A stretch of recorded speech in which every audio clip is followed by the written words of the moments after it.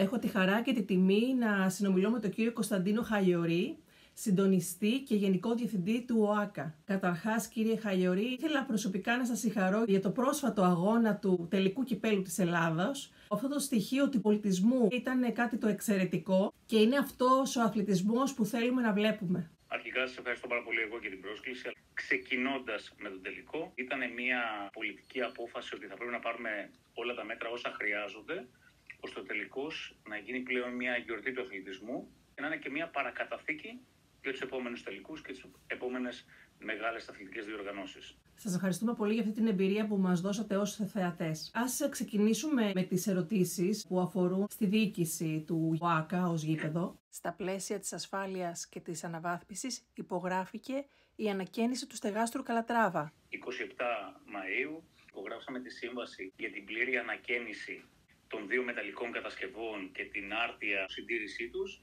Ένα πολύ μεγάλο ποσό, 62 περίπου εκατομμύρια ΦΠΑ, φτάνουμε γύρω στα 80.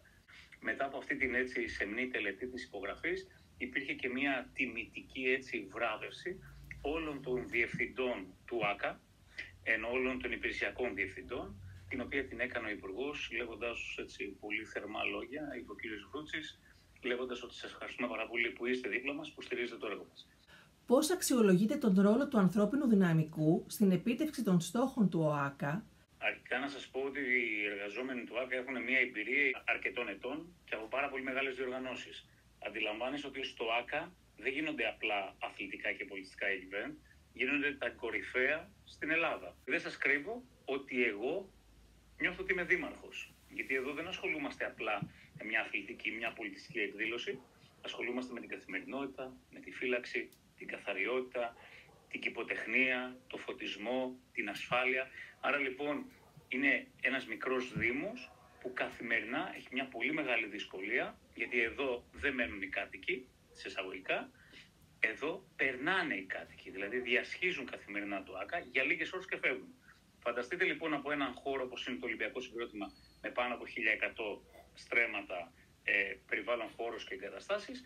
Φανταστείτε λοιπόν αυτόν τον χώρο καθημερινά να περνάνε, να γυμνάζονται, να αθλούνται, να περπατάνε, να κάνουν τη βόλτα τους πάνω από 20-25.000 άτομα. Είναι ένας τεράστιος αριθμός, πολύ δύσκολος και για μας, αλλά και για όλους εδώ που ασχολούμαστε με την καθημερινή λειτουργία του οργανισμού. Ποια προγράμματα εκπαίδευσης και ανάπτυξης προσφέρονται στο προσωπικό του ΟΑΚΑ και πώς προσμετράτε η αποτελεσματικότητα αυτών των προγραμμάτων για την βελτίωση της απόδοσης? Η Διεύθυνση Διοικητικού κάνει ένα πάρα πολύ καλό έργο. Έχει εντοπίσει αρκετά προγράμματα που υπάρχουν, είτε είναι οικονομικά, είτε είναι τεχνικά, είτε μιλάμε για τα καινούργια πλέον όλα που είναι ψηφιακά, τα λογιστικά μας φύλλα. Θα σας πω ένα μικρό παράδειγμα για το οποίο είμαι αρκετά χαρούμενος, για να μην πω περήφανος. Δεν σας κρύβω ότι το λογιστήριό μας πληρώνει τιμολόγια προμηθευτών μας, αν όχι μέσα σε 2 με 3 μέρες, το πολύ μέσα σε 1 εβδομάδα.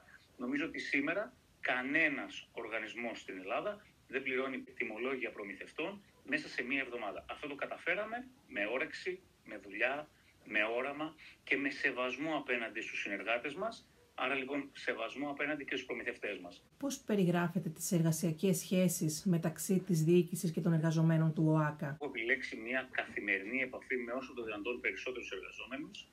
Δεν έχω επιλέξει όμως μια καλή σχέση. Έχω επιλέξει μια ειλικρινή σχέση. Έχω επιλέξει σε όλους τους εργαζόμενους να τους βλέπω στα μάτια και να τους λέω αυτό που με ενοχλεί, όπως θα ήθελα και οι ίδιοι να μου πούνε αυτό που τους ενοχλεί, ώστε να υπάρχει μια ειλικρινή σχέση, που μέσα από αυτή την κουλτούρα της ειλικρινής σχέσης θα είμαστε πιο αποδοτικοί. Από εκεί ενδεχομένως να προκύψουν και φιλίες και γνωριμίες και ούτω καθεξής. Είναι πιο δύσκολο, για μένα όμως είναι πιο ολοκληρωμένο, πιο σωστό και πιο ειλικρινές. Ποιοι είναι οι μεσοπρόθεσμοι και οι μακροπρόθεσμοι στόχοι σας στο τομέα της διαχείρισης του ανθρώπινου δυναμικού?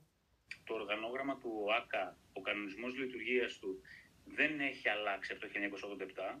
Εμείς αυτή τη στιγμή κοιτάμε να εξυγχρονίσουμε αυτόν τον κανονισμό. Θέλουμε άμεσα να κάνουμε προσλήψεις. Νομίζω ότι αυτό το καινούργιο οργανόγραμμα θα δημιουργήσει αρκετές θέσεις εργασίας, οπότε μέσω ΑΣΕΠ θα κάνουμε τις προσλήψεις μας και θέλουμε όλοι μας οι εργαζόμενοι όσο γίνεται να είναι ευχαριστημένοι. Ποιες ενέργειες αναλαμβάνονται για την βελτίωση του εργασιακού περιβάλλοντος? Το εργασιακό περιβάλλον, ξέρετε, είναι πάρα πολύ δύσκολο, γιατί δεν σας κρύβω ότι ερχόμενος εδώ, από τις πρώτες μέρες διαπίστωσα ότι δυστυχώς δεν υπήρχαν οι καλύτερες δυνατές συνθήκες στους χώρους εργασίας. Από κάτι πάρα πολύ απλό, δεν υπήρχε καν η παροχή νερού, ώστε να μπορεί κάποιος να πιει νερό. Δηλαδή εντυπωσιάστηκα γιατί έμαθα ότι φέρναν νερό από το σπίτι τους. Μας ενδιαφέρει να έχουν την υλικοτεχνική υποδομή, μας ενδιαφέρει να είναι σε ένα ευχάριστο περιβάλλον, για να μπορούμε και εμείς να ζητάμε όσο το δυνατόν καλύτερα στην καθημερινή λειτουργία. Ποιες ηγετικές συμπεριφορές θεωρείτε κρίσιμες για την αποτελεσματική διαχείριση του προσωπικού και την επίτευξη των οργανωτικών στόχων? Η πιο σημαντική ηγετική συμπεριφορά είναι να κάνεις κάτι με πάθος, με όρεξη και να μεταλαμπαδεύεις αυτό σου το στόχο στους συνεργάτες, βάζοντάς τους μέσα στο όραμα. Αυτό νομίζω ότι είναι το πιο σημαντικό από όλα. Στις περισσότερες ομιλίες μου, στο τέλος, υπήρχε μια συγκίνηση. Τόσο πολύ που σε σημείο ήρθε κάποιος και μου λέει πολύ έξυπνο επικοινωνιακά, το να συγκινήσει δημιουργεί έτσι ένα ωραίο αίσθημα στους άλλους. Λέω όχι, δεν είναι επικοινωνιακό, μου βγαίνει μέσα από την καρδιά μου. Και όλο αυτό μου βγαίνει μέσα από την καρδιά και από την ψυχή, γιατί πολύ απλά δουλεύουμε με πάθος. Ήταν ένας οργανισμός, θα το πω ειλικρινά, θα το πω έτσι όπως το νιώθω, σε ύπνωση. Ήταν ένας πολύ δυνατός οργανισμός στο κέντρο της πόλης, με πολύ μεγάλη ιστορία, με πολύ εντυπωσιακά αρχιτεκτονικά χαρακτηριστικά, τα οποία βρισκόταν σε ύπνωση. Δεν είχε βρεθεί κάποιος να τον ταρακουνήσει και να πει ξύπνα, είσαι το Ολυμπιακό στάδιο της χώρας. Προσπαθούμε λοιπόν αυτό να κάνουμε και ακόμα και να κινητοποιήσουμε και τα μικρά παιδιά. Φανταστείτε ότι έχουμε βγάλει ένα παραμύθι, το οποίο το έχει γράψει ο συγγραφέας ο κύριος Νίκος Μιχαλόπουλος, ο οποίος είναι εξαιρετικός συνεργάτης.